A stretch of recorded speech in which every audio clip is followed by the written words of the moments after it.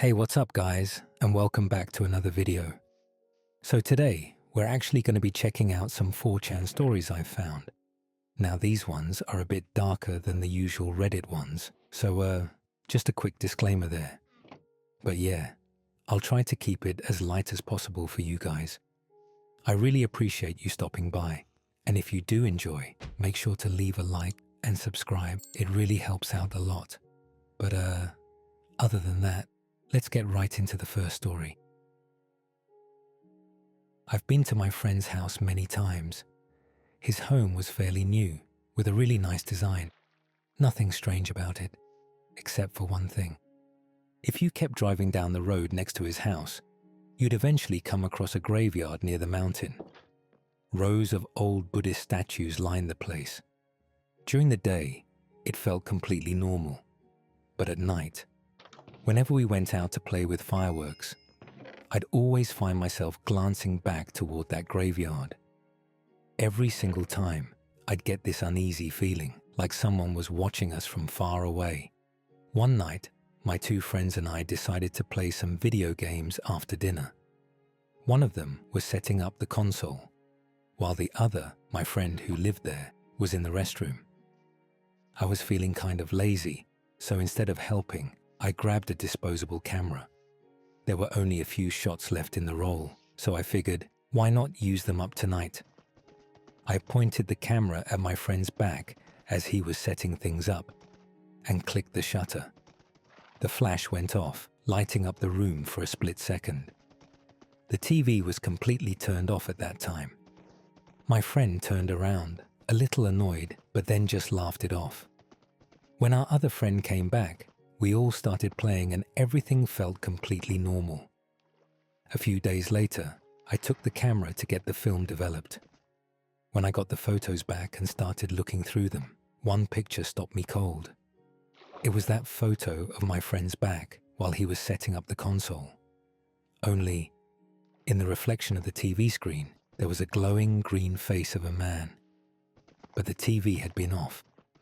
The face had eyes and a nose, but everything below that was gone. And those eyes, they weren't looking at my friend. They were looking directly at me. The moment I saw it, I screamed and ran to my parents in tears. It was the first ghost photo I'd ever taken. My parents were terrified when they saw it. They told me to throw it away, and I agreed. Before I did, I showed it to my two friends who were there that night, just to make sure I wasn't imagining things. They both confirmed it. The TV was off. No one else was in that room. We were all shaken. Even our homeroom teacher gasped when she saw the photo. Later, we decided to bring it to a Buddhist temple to have it purified. But when the day came, the photo was gone. I searched everywhere, my desk, my drawers. It had just vanished. I stayed home from school the next day. I wasn't feeling well, maybe from the stress, or maybe something else. A few days later, my friend's grandmother, who lived in that same house, told me something that still gives me chills. She said the TV we played on faced the same direction as the graveyard, and that right above it was said to be a passage for spirits traveling between our world and the afterlife. That glowing green face is something I'll never forget. When I was 16, I went down to Alabama to visit family. My relatives down there own a big farm, a lot of land near Huntsville. My uncle has this large house and a few trailers scattered deep in the woods. They use them for hunting or camping. My cousins suggested we go stay out there for a few days. They like to tease me since I'm a city kid from Chicago. So I figured it'd be fun to hang out and maybe prove I wasn't too soft for the woods. We packed up food, prepared a pig and some chickens, and loaded everything we needed for the trip.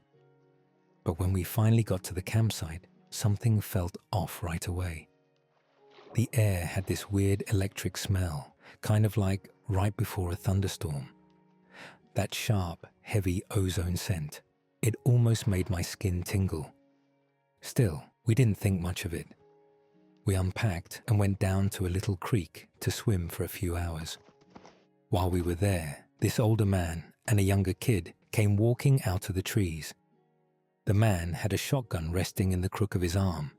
He nodded and said hello, asking what we were doing so far out in the woods. I told him about my uncle, and when he recognized the name, he relaxed a bit.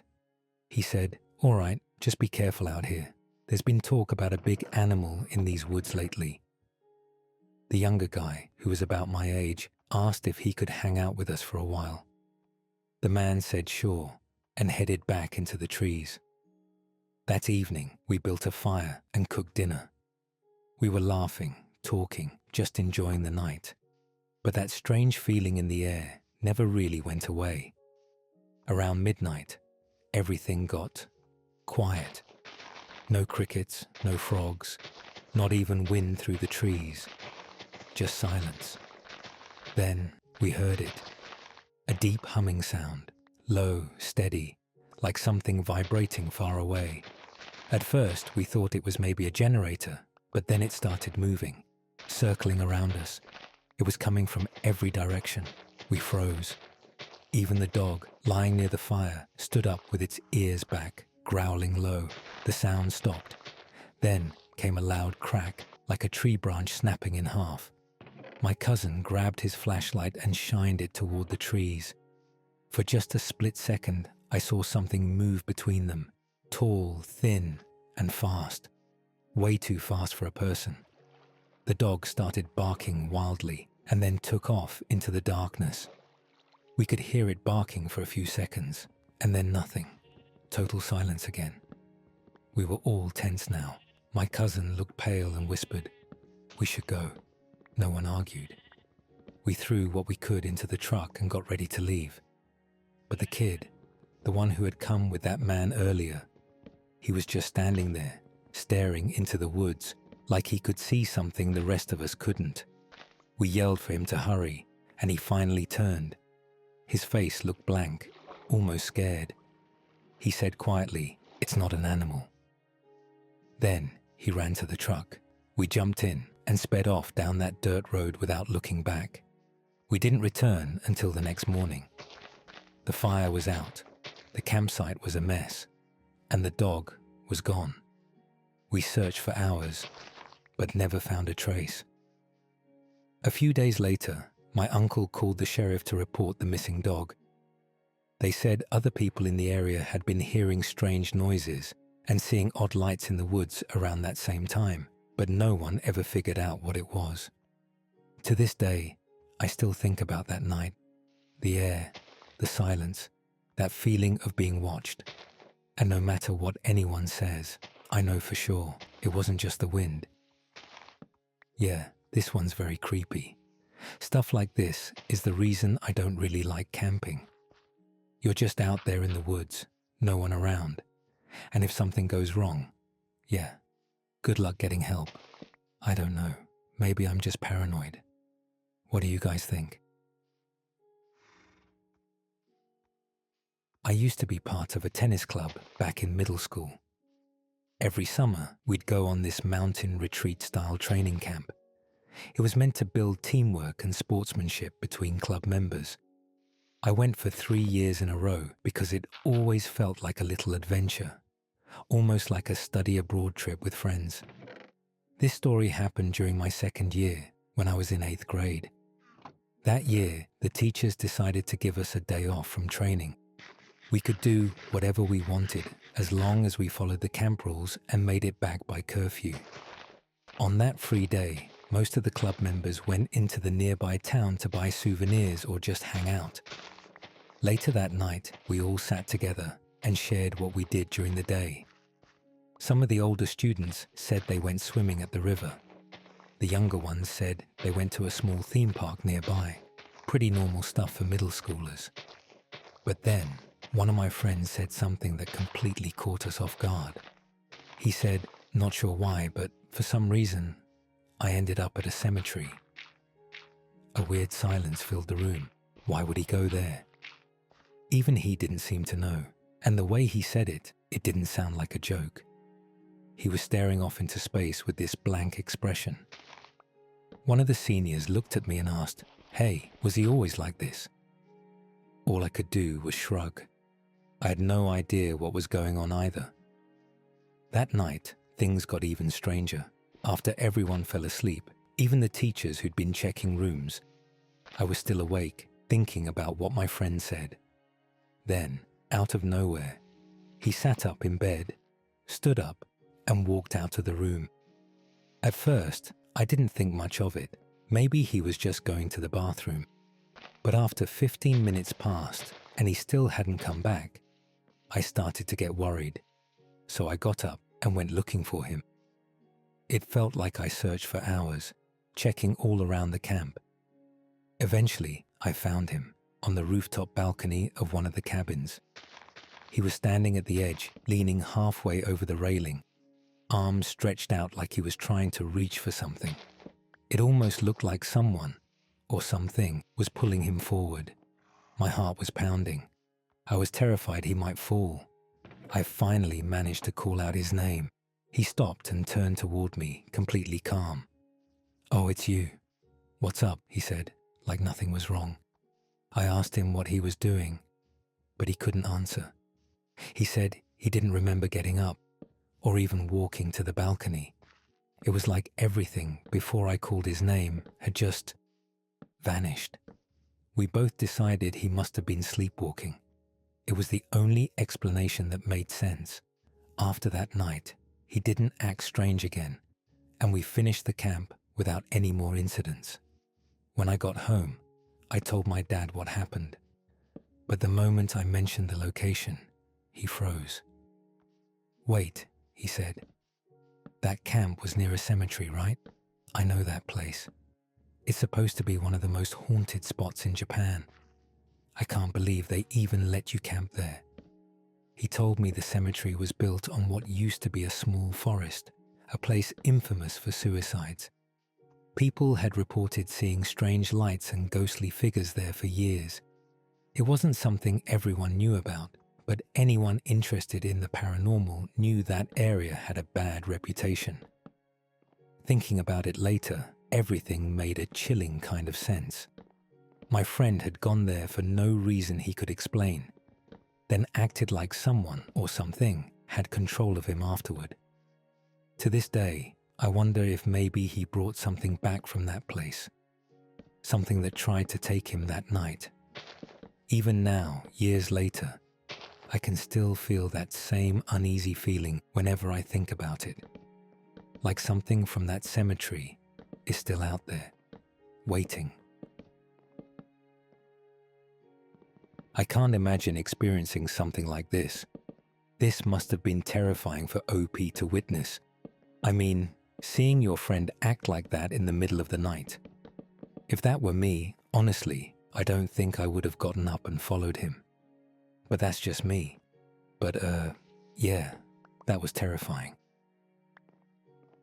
For reasons I can't quite remember, when I was very young, I used to live with my grandmother in a small rural village in the southern part of In Prefecture.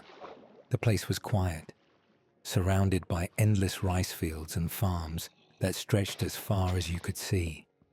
It wasn't an easy place to live, though. Simple things like getting groceries or running errands took real effort, but still, it had this peaceful, comforting charm to it. A few miles away from my grandmother's house, there was a road. And for some reason, car accidents happened there all the time.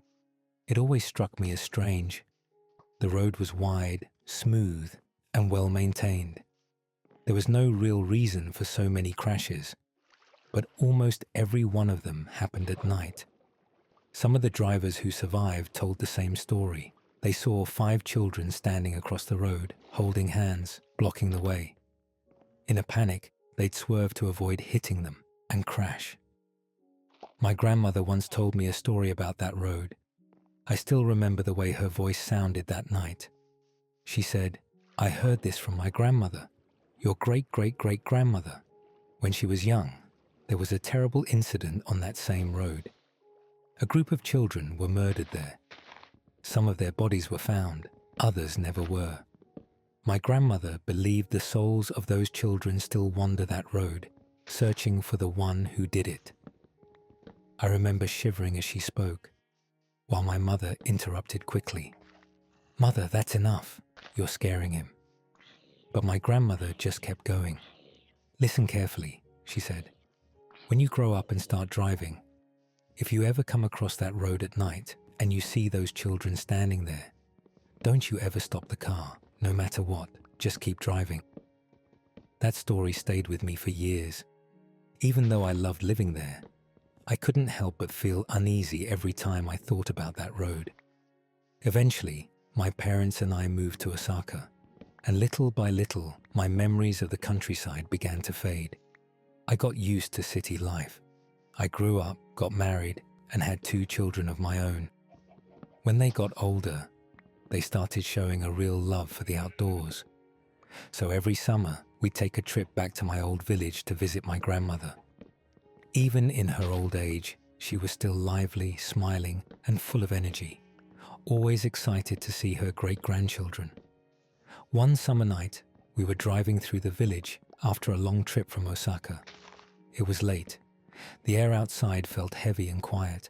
As I followed the familiar winding road toward my grandmother's house, I started to recognize the area. That's when I saw them. Up ahead, in the middle of the road, were several small, dark figures. At first, I thought my eyes were playing tricks on me. But as I got closer, I realized what I was looking at. Children. They couldn't have been older than 4 or 5. They were standing hand in hand, forming a line across the road. "Honey, stop the car," my wife shouted. My foot hovered over the brake, but in that split second, I remembered my grandmother's words. Don't ever stop. Instead, I slammed my foot on the accelerator. We drove straight through them. My wife screamed, "What is wrong with you? Turn back." But when I looked in the rearview mirror, the road behind us was completely empty. There was nothing there. No children, no movement, just darkness. When we finally arrived at my grandmother's house, our kids were still asleep in the back seat, completely unaware of what had just happened. My wife and I didn't sleep at all that night. Even in the heat of summer, we both felt cold to the bone. To this day, I still pray that those children, whatever they were, find peace. Because whatever I saw that night, I don't think they were ever meant to be there.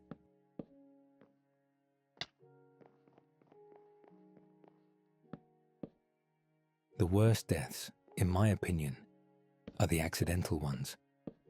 I read last week about a mother who accidentally rolled onto her newborn and suffocated it. Every year, toddlers die after being left in hot cars. And then there are stories of kids playing games, like one boy who hid inside an unplugged freezer during hide and seek and suffocated to death. Can you imagine that? Can you imagine being the person responsible in any of those situations? To me, that's so much more terrifying than anything paranormal. I'd honestly rather be haunted by a ghost than haunted by guilt over unintentionally hurting someone. My husband, Wade, feels the opposite. He's not really bothered by accidents, but he's absolutely terrified of horror movies about demons or angry spirits. I've told him those things aren't real, so why be scared? He always says that accidents don't have malice behind them, so they're not as frightening as a ghost that might have intent to harm. I guess he has a point, about the malice part anyway, not about ghosts being real. I know they're not, because if they were, my best friend would definitely be haunting me. In some ways, I guess she still does. Whenever I read about a prank gone wrong, I stop breathing for a second. I get this choking feeling of guilt. After all these years, I still don't know if it was really my fault. I was never charged, and my friends keep telling me to stop blaming myself. But how can I? How can I move on, not knowing? Rosa got into the suitcase on her own. Lakeisha and I just helped her. We were all drunk, laughing. She wanted to surprise Bolin. She had such a huge crush on him. Let me back up for a second. We were at a party. Our friend group had been together for years, and we'd rented out this lodge for the weekend. It was me, Wade, who back then was just my crush, his friends Bolin, Tucker, and JB. And my girls, Lakeisha, Rosa, and Kay. There were also a few other people we'd met earlier that day while hiking, but I barely remember them now. What I do remember is that we were all drinking. And Rosa, she was in her flirty phase. Rosa was my best friend, but she wasn't perfect. She was like a butterfly, floating from one person to the next. Beautiful, confident, and hard to resist. People fell for her fast, but she never stuck around. She had a thing with JB for a while. Then she flirted with Wade, even though she knew I liked him. She even had a little fling with Kay. Now she had her eyes on Bolin. I can't even remember whose idea it was for her to hide in his suitcase, hers or mine. All the luggage was in the basement, where the guys had dropped it when we first got to the lodge. Lakeisha made a joke about how Bolin's suitcase was big enough to fit her body. And that's when Rosa, or maybe I, got the idea. She'd hide inside it to surprise him. And of course, she decided to wear lingerie. When Bolin brought his suitcase up to his room and opened it, he'd find Rosa waiting inside, her big, flirty surprise. We were so stupid, all of us. None of us were thinking clearly. Once Rosa squeezed inside, complaining about her hair getting caught in the zipper, Lakeisha and I went off to get the boys to move the bags to their rooms. I remember Bolin carrying mine. I was staying outside in a tent with Kay since there weren't enough bedrooms. Kay didn't know about the prank and was confused when I kept hinting at Bolin to go check his bag. After he left, I told Kay about Rosa's plan. And since Kay was actually sober, she said I should make sure Rosa wasn't stuck in there. So I checked, or at least I think I did, but I was drunk. Later that night, we were outside watching fireworks when I noticed Bolin was missing. Wade told me he'd gone up to his room early. Lakeisha and I just assumed Rosa was up there with him. We were whispering and laughing about it all night. The next morning, Bolin came downstairs, and Lakeisha and I asked how last night went. He looked confused. He didn't know what we were talking about. Then Lakeisha asked if he'd opened his suitcase yet. He said no. He'd found all his clothes shoved into his closet and thought someone was pranking him. So, you never opened it? Lakeisha asked. And that's when dread hit me. Oh no, oh no, oh no, oh no. Lakeisha started explaining what we'd done, that Rosa had hidden in his bag wearing lingerie to surprise him. And Bolin just stared at us and said quietly, "I'm gay," but even that didn't register right away, because where was Rosa? No one knew. We ran around the lodge, asking everyone if they'd seen her. I swore I'd checked the basement. I was sure I had. But when I went downstairs again, there it was. The suitcase. Exactly where we'd left it. Nobody wanted to open it. The guys started arguing who had moved it, who hadn't. Bolin said he didn't touch it. JB said he tried to lift it, but it was heavy.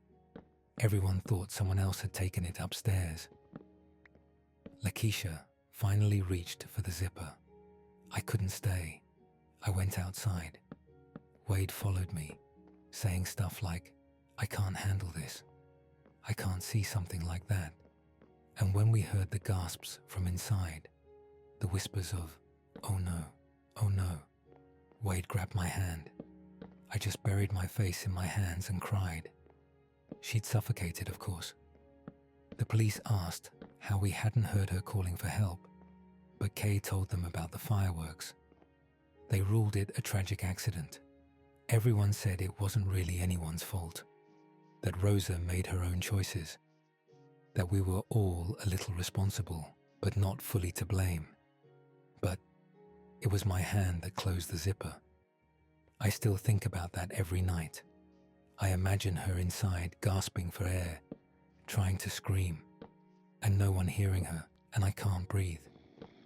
The reason I'm writing this now is because this morning I saw a story on the news. A woman was found dead on the beach. in her underwear, strangled. Wade quickly changed the channel. When I asked why, he said he thought it might upset me. Why would it? I asked. It's not the same. I don't know, he said. I guess because of the lingerie. That part never really stuck with me before, but now I can't stop thinking about it. After Rosa's death, none of us really talked about her. The story barely made the news. It was like she'd just vanished. We all agreed, without saying it out loud, to forget her. But lately, I've been getting that same feeling I had back then, standing at the top of those stairs, looking down, terrified of what I might see. That oh no, oh no, oh no feeling. And I feel sick, because Wade dated her too. He loved her, and now I'm realizing something I can't unthink. If Wade never saw the suitcase, never opened it, never touched it, then how did he know what she was wearing when she died? Wow. Now that story was something else. I mean, that must have been such a horrible thing to go through. It got really dark toward the end. When it comes to stuff like that, I don't even know, man. That's just too far. But yeah, let me know what you guys thought of the stories in this video, and tell me in the comments which one was your favorite. And if you enjoyed it, make sure to leave a like and subscribe. It really helps out a lot. Anyway, I'll see you all in the next one.